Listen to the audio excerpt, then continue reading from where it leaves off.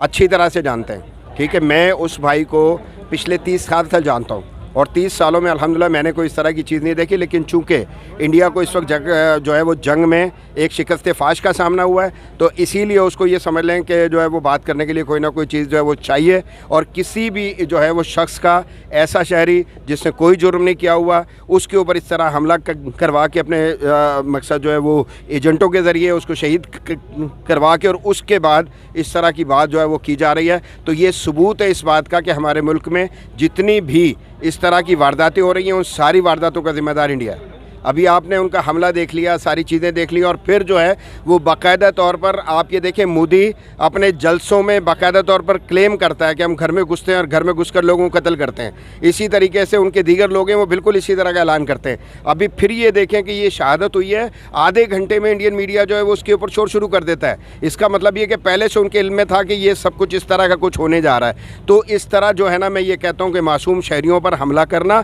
ये बुज़दिली है। और इंडिया जो है चूँकि मैदान जंग में आया है, जब खुली जंग में आया है तो उसको जो है वो ईंट का जवाब जो है आप जानते हैं कि जो ये कहा जाए कि पत्थर से मिला है, तो इसलिए अब उसने इस तरह की हरकतें करना शुरू की। इंडियन चैनल्स को हमारा जो है ना, देखे पिछली पूरी जंग दुनिया ने देख ली है, उसमें इंडियन जो है, इंडियन सारा मीडिया, उन्होंने झूठ बोलने के सिवा कुछ नहीं किया।